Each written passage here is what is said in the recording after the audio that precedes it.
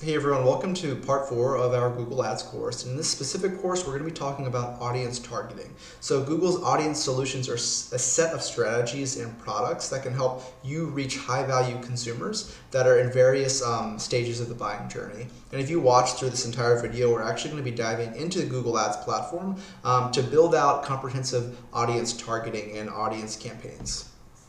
Okay, so audience solution in practice.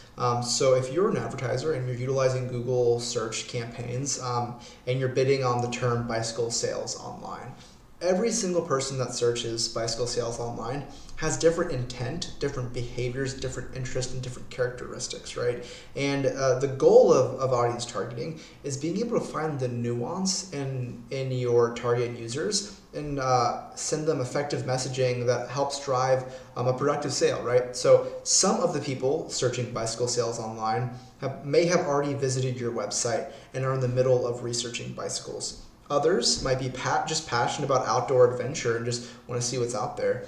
Some of the people that are searching bicycle online are looking to purchase a new bicycle today or tomorrow. And then some have signed up for your email list but haven't quite made a purchase yet, right? So how are we able to target all of these users effectively?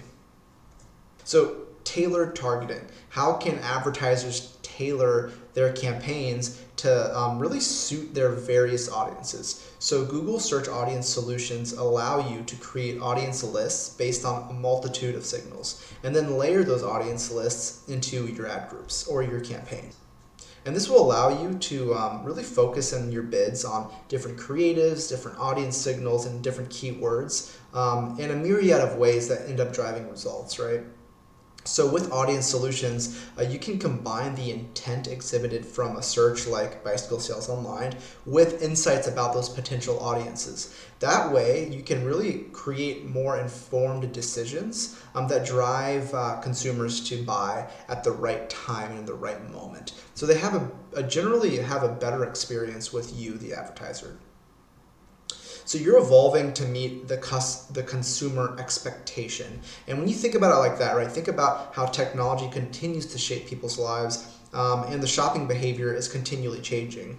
They expect digital experiences to be helpful, personal, and frictionless, very easy. So providing a seamless experience, no matter what the channel, helps them have a positive interaction and a positive experience with businesses and brands. Every time someone turns on their phone, they're looking for answers, right?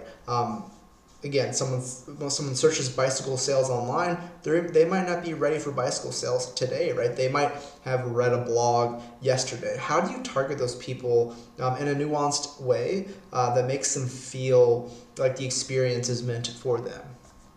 So audience solutions really allow you to create these audience lists and then layer them into your ad groups, combining intent, insights, and the right messaging to the right consumer. And think about the search as not necessarily the final end-all be-all, right? If someone's searching bicycle sales online, they might not purchase, but a way to kind of bring them into your brand and your audience in general. And so this is really important because today's consumers expect, that easy, seamless, and tailored experience. And the only way you're really able to do that is to layer the right audiences in your campaign. Okay, so there are 3 types of audiences you can layer onto your search campaigns. We have affinity, detailed demographics, and in-market audiences. So affinity audiences are basically, people that show qualified interest in a topic. If a person regularly views videos about camping, recently searched for best fishing lures on Google, researching hiking trails on Google Maps, and then installing rock climbing apps on their phone, right? These all give Google signals. This is someone who has an affinity towards outdoor experiences, outdoor activities, right? If you're an online adventure sporting goods shop, you can then bid on those broad terms like adventure sports, knowing you can target affinity audiences that do show behavior that they're interested in fishing, right? Interested in outdoor types of experiences. And affinity audience is an interesting audience type because they might not necessarily be ready to buy tomorrow, and you might not even know exactly what they're interested in, but you do know, hey, these people like outdoor experiences, outdoor products. They go to Bass Pro Shop on the weekend, right? They, to the point I made earlier, they download climbing apps on their phone. It's really a branding tool and showing, audience types who you are, what you offer, and then slowly, through the buying journey, once you get them into your website analytics, and maybe they fill out a form, or they sign up for an email list, you can target them in different ways, right? But it's about bringing people into your brand, into your net, and affinity audiences specifically are really a big awareness and consideration audience. So detailed demographics is interesting, right? It's more of like specific aspects about a person, right? So parental status, parenting stages, home ownership status, marital status, education status, age. It's really, less so about behavior and more so about who they are specifically, right? Be careful with detailed demographics if you are in real estate or in financial services or any highly regulated industry, because Google has a few internal regulations around targeting, certain financial detailed demographic metrics. But this is a good audience if you have a very specific niche, right? Maybe an age of a person, home ownership status. It could be, parenting. Right? There's a lot of different nuance to audiences. And again, this is the whole aspect of the audience targeting. You're layering these audiences on top of each other and finding what combinations are working, what combinations are leading to your goal of branding, awareness, or, driving results. Okay, so the last audience solution is going to be in-market audiences. So Google's audience solutions can tell the difference between interest and intent, right? Being able to identify the groups that are in market for a product or service, separate from an affinity group, is extremely valuable, right? So targeting in market is basically people that are ready to buy at some point, right? They might have gone to a website, a fishing website, and added lures to their cart and then abandoned the cart, right? That's what we think about when we think about in market, right? I'm looking to buy. I am really heavily researched and ready for the right product or the right service to really land in my lap, right? And so when you think about the buying journey, awareness, consideration, and then action, in market really is kind of like the bridge between consideration and action. In market, I think for lead generation purposes is a really effective audience to layer and to play around with. But again, you want to use a holistic approach. You want to be able to layer on affinity audiences, detailed demographics, and in market along with your keyword strategy, right? These are all working together, and you're trying to feed Google a lot of audience signals at the end of the day. But okay, so now that we've dived into the 3 types of audience solutions, let's dive into Google Ads really quickly and actually look at how do we add these audiences to our campaigns, right? So now that we're in our test account, you're going to navigate to your campaigns and you're going to hit audiences. So Google's going to show you basically just your audience segments, your demographics, and your exclusions, and you're going to hit Add Audience Segment, and then at the campaign level, and then select a campaign. So in this example, we're actually going to use HVAC campaign.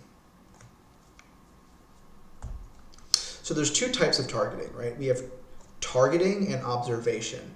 So targeting is narrow the reach of your campaigns to select segments with options to adjust bids. This is basically going to be more focused, right? Targeting, think of targeting like exact match and observation like broad match, right? So observation is going to take a few liberties and maybe find people outside of what your audiences are. But again, Google recommends the observation because especially when you're doing high level audience targeting, you really don't know. You're making a lot of assumptions, right? There might be people that are in home and garden audience that is driving results for your HVAC campaign, and you didn't even understand that there was a link between home and garden and HVAC repair, right?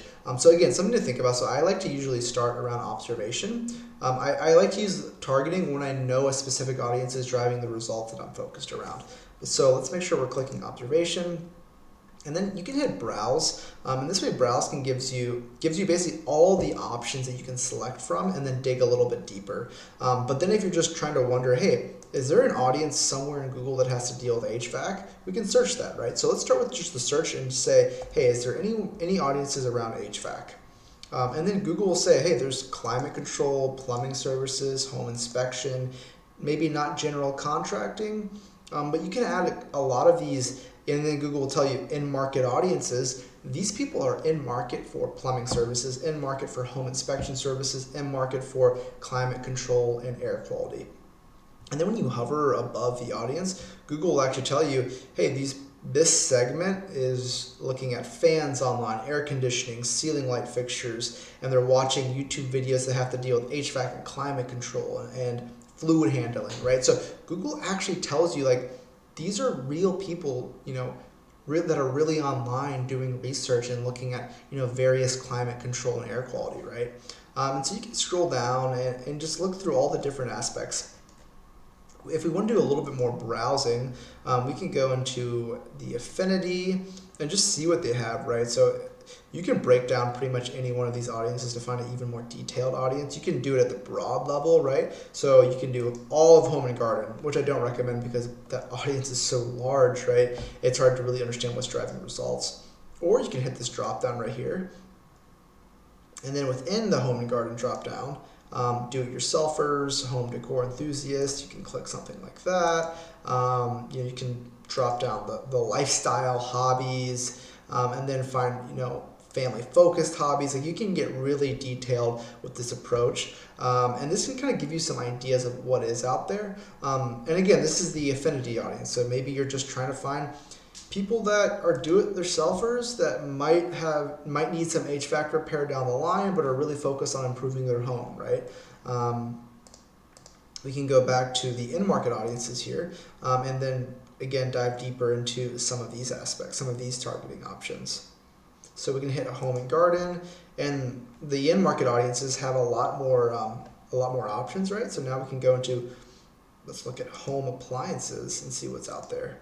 Okay, it looks like we already have the climate control, but there might be a few other options we want to target. And again, like with the observation right here, the observation targeting method, Google might actually show you what are other audiences that you're not targeting but are driving results. And you can do that in the audience manager pretty quickly.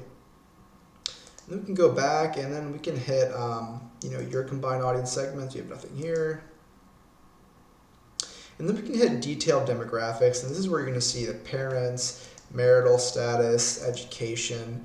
And I've seen Google really but I guess push some of these audience segments, as Facebook and Meta has seen a lot of success with their audience segments, right? So again, this gives Google a whole nother lever to pull when it comes to audience targeting. Okay, so now that we've So now that we jumped into Google Ads and we actually looked at how do we add audiences to our campaigns, I wanted to do a little bit more of a deep dive into really how these signals work, right? So you have signals, surveys, and scale. So Google's intelligent algorithms leverage behavior on Google, YouTube, Google Maps, Google Shopping, and even more to identify relative patterns and behaviors. And then from there, they're able to segment people into these audiences. So signals and audience signals and website signals, internet signals in general, it's a huge driving force for the accuracy of these audiences. And number two is surveys. I'm sure most people have seen this, but if you go on YouTube, a lot of times you randomly will get a survey from Google saying, hey, do you use this product? Are you interested in the service? And it's basically Google trying to find people that they can lump into these in-market audiences, right? And Google actually is able to validate a lot of this through their surveys and conversion data. And then the last piece for how these signals work is scale. So as users move more between mobile and desktop, Google is able to maintain a holistic picture of their behaviors, helping brands reach users across a lot of devices, right? So Google is able to find the types of behavior you use online, use surveys and conversion data to confirm that behavior, and then scale these media campaigns across desktop and mobile and find these users where they're at. So I wanted to touch a little bit on really what your marketing goals are and how do audience signals play into that, right? So, the marketing funnel is really large. I like to use these really three buckets just to give some level of simplicity to it, but there's awareness, there's people understanding a brand exists. There's consideration, which is when you start to think about your needs in the marketplace and looking at different options. And then there's action when you're ready to buy, right? So Oftentimes awareness, the audience that fits really well for awareness is detailed demographics and it's affinity audiences, right? So I kind of mentioned this before, but it's usually like there is an audience, there's a group of people that my product would benefit, right? And they might know it, not know it yet, right? Say you're a coffee alternative, a tea, right? And you want to create awareness about your tea product to coffee drinkers. Target affinity audience of people that really like, that really go to Starbucks a lot, or big coffee drinkers go to certain websites that have to deal with coffee, like Trade Coffee, right? Or maybe moms or dads that are highly caffeinated, right? So you can start to layer on some of these audiences in the awareness stage to show them who you are and what your product can benefit, how your product can benefit them, right? And that's what we mean when we talk about awareness. So the consideration, right? This, like I mentioned before, in-market audiences are really big for consideration. It's people that are aware of a product, but they might not be aware of your brand, and they're doing a lot of research, right? So you leverage these in-market audiences to find users that are kind of early on in the buying process, and they just need to be aware of your brand and your product and how it fits for them, right? Okay, in action, and I know I haven't really touched on utilizing your own first-party data, but leverage customer match, right? Download your past customers or people that might want to buy again, or people that have signed up for your email list, and pump that into Google, right? You could also leverage your remarketing audiences, and I feel like in terms of audience targeting for the sole purpose of action, you can't get a better audience than remarketing and people that have already been exposed to your brand, that are highly interested, highly engaged, and ready to make an action. So final thoughts, right? Google's audience solutions really allow advertisers to create audience lists based on a lot of different signals and then layer those on into ad groups. So just don't forget about the different audience options you have in Google, what and how they might benefit your specific campaign and your specific campaign's goals. If your campaign is to drive hard sales, drive hard inquiries today, maybe affinity audiences isn't really for that campaign. If your campaign is a lot of views, trying to get my product out there, no one knows my brand, maybe affinity audiences is perfect for that, right? So just think about how these audience solutions fit into your goals. Overall, that's going to be everything for part 4, audience solutions and audience targeting. We're going to link to part 5, and we'll see you on the next one.